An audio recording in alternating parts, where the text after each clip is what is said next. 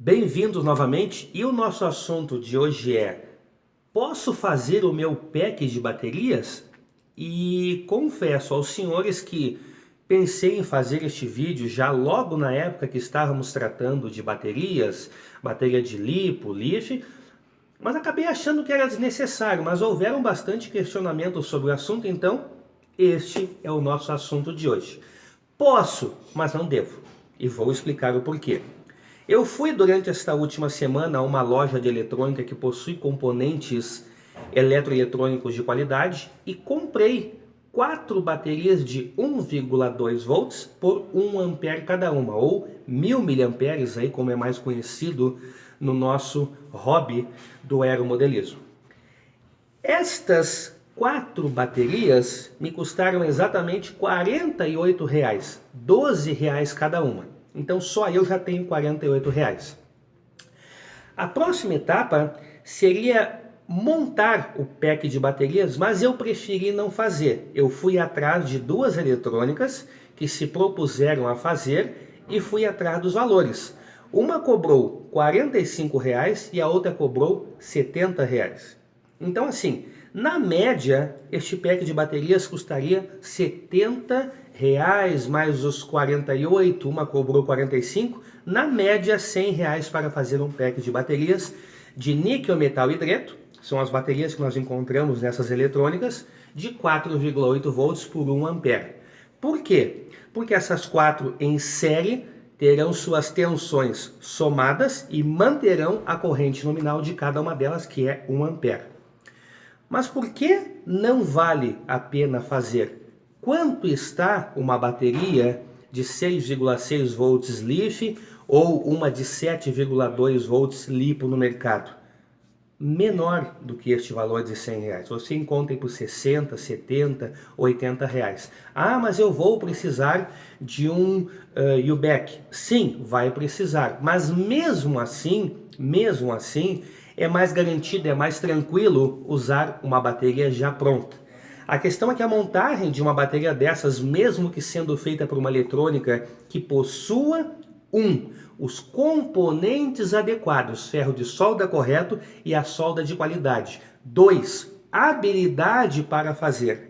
E eu digo habilidade porque alguns acham que soldar uma bateria é pegar o ferro de solda, encostar o estanho e está pronto. E não é assim que funciona. Até porque os terminais de uma bateria de níquel metal hidreto ou níquel cadmio, qualquer uma delas vai ter a mesma característica, não são terminais fáceis de soldar.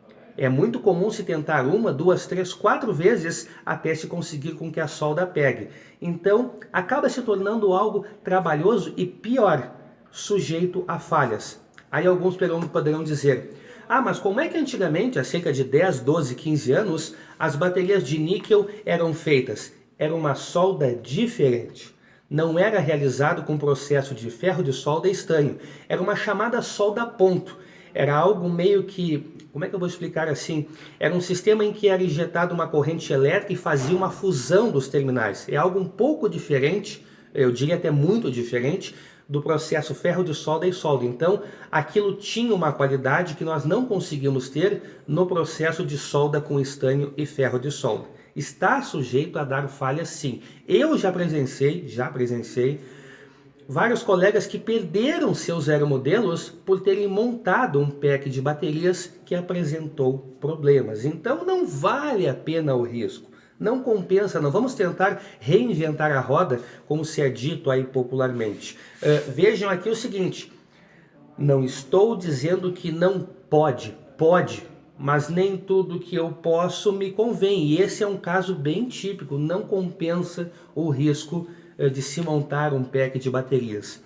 Outra situação, já aproveitando porque está dentro do contexto, é em relação à chave liga-desliga. Ainda é comum o pessoal também ir nas eletrônicas, comprar uma chave liga-desliga de qualquer modelo, soldar nos terminais e fazer uma chave para acoplar e desacoplar a bateria do seu receptor.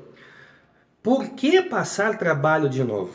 Uma chave dessas vai custar lá de qualidade seus R$ 15. Só que você vai ter que ir até a eletrônica, se deslocar, voltar, processo de solda novamente, solda, como eu já disse, tem que ser algo que se deve ter o conhecimento para fazer. Por que ter essa trabalheira se você pode comprar uma chave pronta, inclusive com os terminais, com os fios, onde é conectado à bateria, onde vai ligado ao receptor e que você vai ter muito mais tranquilidade. Então tem coisas que não compensam e infelizmente ainda há alguns aeromodelistas que insistem em tentar essas invenções e pior do que isso, propagam isso no hobby como se fosse algo sublime. Ah, mas eu faço os meus, tá ok, mas é muito arriscado você olhar isso, enxergar que do colega está funcionando e querer fazer para si. Cuidado, lembremos sempre do seguinte, o que está funcionando para alguém não necessariamente irá funcionar para mim. Eu particularmente não gosto de correr riscos em nada, principalmente em relação ao hobby. Se eu acho que tem algo meio frouxo, meio mal encaixado e eu constato isso no campo, normalmente eu nem vou. Eu recolho o equipamento, guardo no porta-malas do carro e fico lá conversando com o pessoal, trocando ideia. Nada de, eu vou ver se dá. Nesse vou ver se dá é que normalmente ocorrem os problemas. É o excesso de confiança que não se deve ter no aeromodelismo, assim como é ensinado que não se deve ter na aviação real. Quando nós achamos que estamos ficando muito bom, que entendemos e que dominamos o assunto, nós começamos a ficar um pouco mais relaxado, começamos a arriscar um pouco mais as coisas e é aí que começam a aparecer os problemas, certo? Então assim, esses valores são muito irrisórios em relação ao montante total que compreende o valor de um aeromodelo. Você não vai perder um aeromodelo de R$1.000 por causa de uma bateria de 70, muito menos em função de uma chave de 30.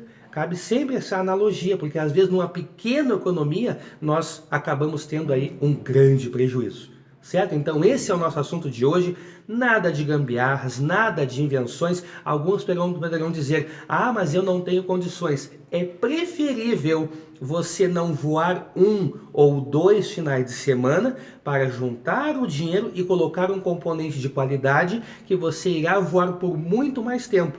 Porque às vezes num risco por uma bobagem, você vai ficar 1 mês ou 2 sem poder voar, porque danificou aí o seu aeromodelo, o seu equipamento, de forma grandiosa. E teve evidentemente grandes prejuízos também. Certo? Até o nosso próximo encontro e inscreva-se no canal. É só dar um clique no botão vermelho aí no canto esquerdo da tela, logo abaixo do vídeo, e esperamos vocês no nosso próximo encontro.